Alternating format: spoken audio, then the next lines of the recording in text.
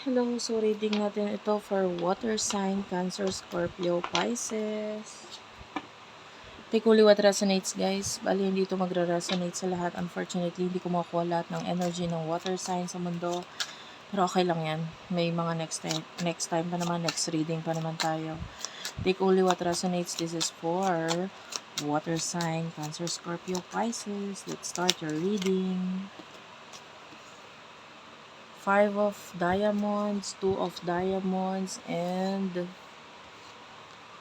Five of Spade. Bottom of the deck is the Ace of Spade. I'm feeling like yung iba sa inyo pwede nagkakaroon ka ng financial problem ngayon. May mga wishy-washy ka dito sa bagay na gusto mong i-end. May gusto kang i-end, tapos mamaya bababago na naman yung isip mo, sabihin mo, wag na lang kaya, parang okay naman. And then, meron ka rin sinisimulan. The Four of Diamonds is showing to me as medyo nakakapagod kasi parang yung iba sa inyo, maybe this has something to do with career or money. Parang hindi mo alam kung saan mo ilalagay. Lalo na dun sa, yung iba, this could be a business energy na parang maybe yung negosyo mo or may iniisip kang simulan, but parang kailangan pa ng funds or kailangan pa na maglagay ka ng money dun sa isa pa. Yung iba, it could be the time. Kung hindi man yung money, it could be meron kang mga other sources of income. Tapos pa nag-iisipan mo kung saan may ilalagay dito yung pera. The Four of Diamonds is showing to me as your money, investment, or what. So, tapos nakakagulo pa dito yung mga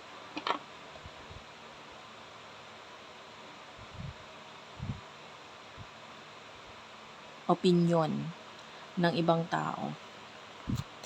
So anyway, sino ba yung person na nakakonect mo pagdating sa love? Spirit guys, angel guys, please tell me.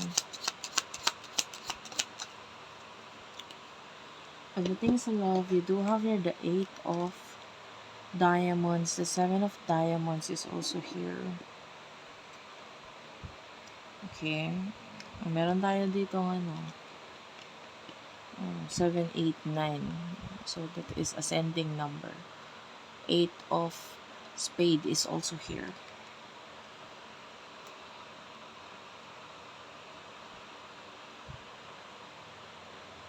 May feeling ng pagka-stuck dito sa person na to.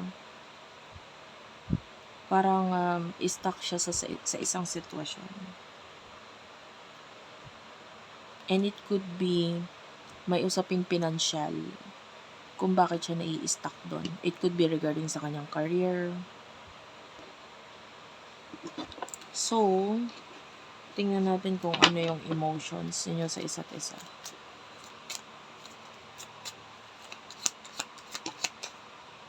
Seven of Spades is here.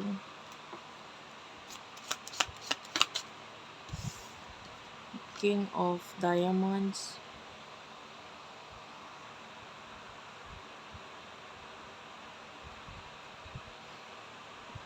Sa ngayon, wala kang pakialam eh. Ang focus mo is money. Yung mga problema mo ngayon sa buhay, of course, hindi naman laging love or hindi naman laging show mo yung person na ito yung focus mo. You are focusing on your professional life, your career. Marami kang kayang i-offer.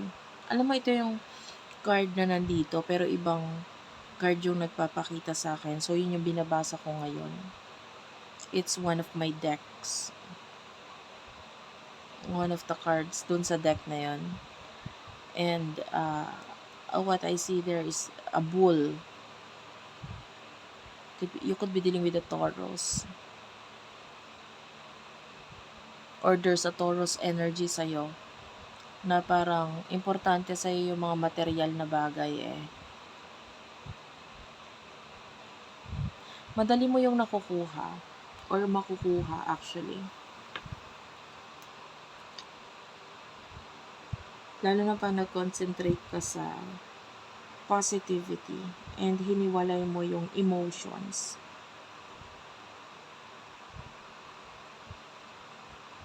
Doon sa related sa money. For example, stress ka financially, instead of thinking about stress, you concentrate dun sa mga positive energy or positive stuff. So, emotions ng person ito for you.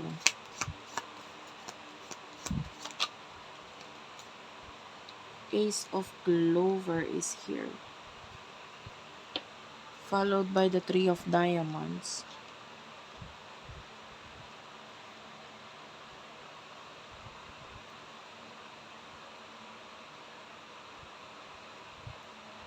Sa emotion nito person na to,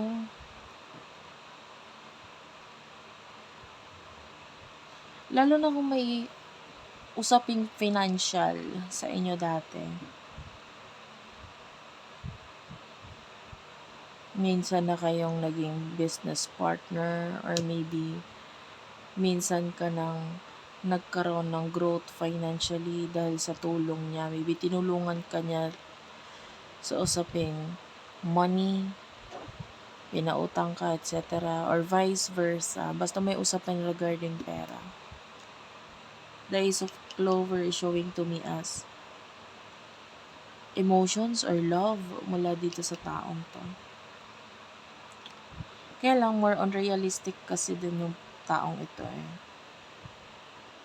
Yeah, I see love with the Queen of Hearts. Five of Hearts. Parang nasasaktan niya siya ngayon, no? Tell me about this. Tell me more about the pain. The Ten of Diamonds. Kasi may mga ending siyang na-experience regarding finances or career. So, nasasaktan siya sa part na yan. And the Two of Clover, the Four of Clover, may plano siya pero parang hindi niya maituloy or maipush itong plano na to. Pero may plano siya eh. So, what will happen in the near future? Messages in the near future for the both of you.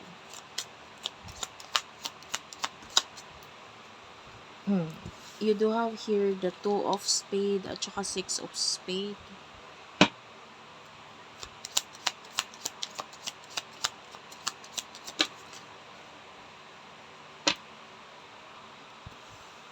Ace of Diamond, Nine of Spade is here. Clarify natin to Nine of Spade. Okay. Four of Diamonds. As you can see dito sa mga lumabas na card, there's no hearts, no?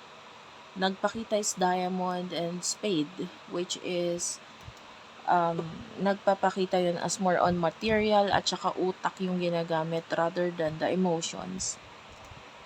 So, nakikita natin yung pagdedesisyon mo regarding the future na parang ayoko na, mag-move on na lang ako. And the Two of Spades, this is your decision na mag-move on dito sa connection mo with this person. Kasi with the Nine of Spades, nakikita natin, marami ka rin parang problema na inuuna at pinagfo-focusan. And the Four of Diamonds, I feel like yung person na to is kailangan niya muna din mag-ipon. More on money ang focus ng connection. Actually, hindi lang siya, ikaw din. And you're moving on from this connection, lalo na if this is a person in the past. Cutting off. And na-realize mo, you have a lot of things to offer. Pero kung hindi enough yung mga offers na yun or yung mga kaya mo offer sa kanya, kung hindi enough para sa kanya yun, I feel like you're just letting go. Hinahayaan mo siya sa mga desisyon niya sa buhay. And nandun sa, sabi ko nga, nagigising ka sa reality at nagfo-focus ka sa reality ng connection ninyong dalawa. So,